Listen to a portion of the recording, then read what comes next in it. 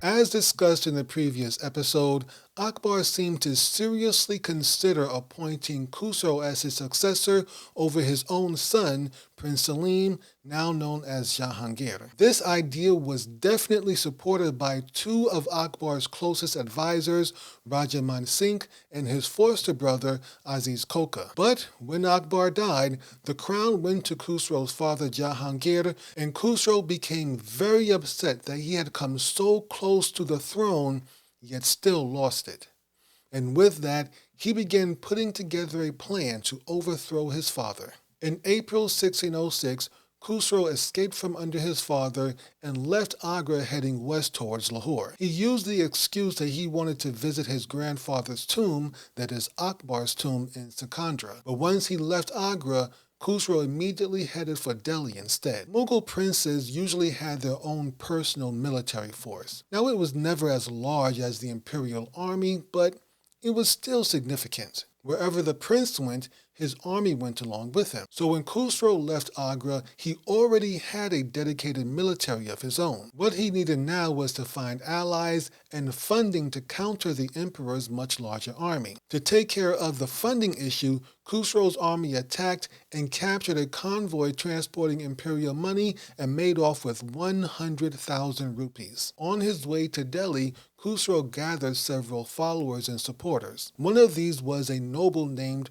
Hussein Beg Badakshi. Hussein Beg Badakshi was able to contribute 3,000 horsemen to the rebellious cause, and using his connection, he was able to draft another 12,000 soldiers into the rebellion. Khusro also met the Sikh leader Guru Arjan Singh. This was the fifth guru of the Sikh religion, and he had compiled the Granth Sahib, which is the Sikh holy scripture. Guru Arjan Singh gave Khusro his blessings and contributed 5,000 rupees to the cause. Another noble that joined the rebellious cause was Abdurrahman, the Diwan of Punjab. He joined on with Khusro when Khusro passed through Panipat. For whatever reason, Khusro changed his mind about going to Delhi and decided to head for Lahore instead. When Prince Khusro arrived at Lahore, he was not able to enter the city. The garrison at Lahore remained loyal to the emperor and had closed and locked the gates to the city, preventing Khusro from entering. All Khusro could do now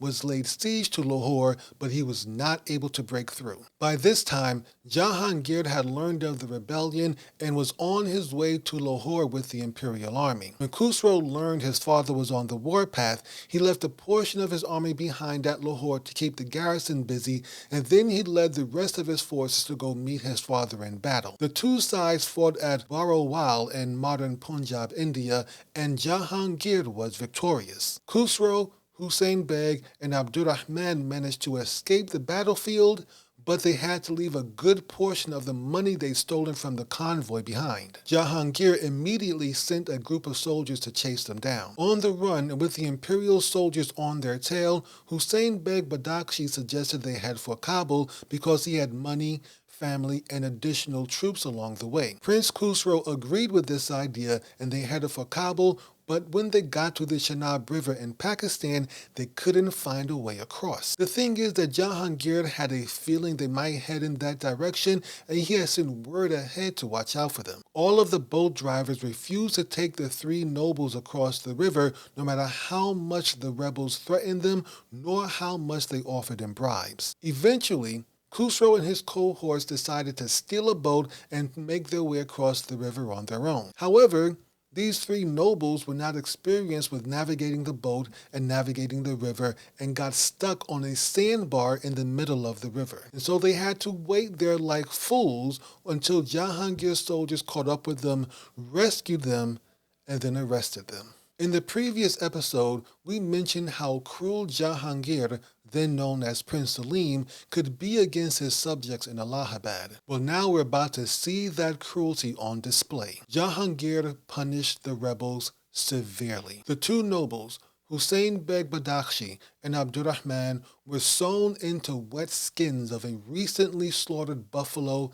and donkey. Hussein Beg died from suffocation because he was sewn into the buffalo skin and it dried out faster than the donkey skin. Abdurrahman survived and was eventually pardoned. The other rebels, who were not nobles, were brutally executed. They were impaled alive, while Khusro was forced to ride down a road with their dying bodies on either side. As for the Sikh guru Arjan Singh, he was arrested for supporting the rebellion. His property was confiscated, and then he was fined 200,000 rupees. But the guru refused to pay the fine, and he was then tortured for 5 days and nights. The torture included chaining a hot metal plate to him while burning sand was poured over his body, and then he was executed. Guru Arjan Singh became the first Sikh martyr, and this event created permanent animosity between the Sikhs and the Mughals. The death of the Guru created unrest in the Sikh community,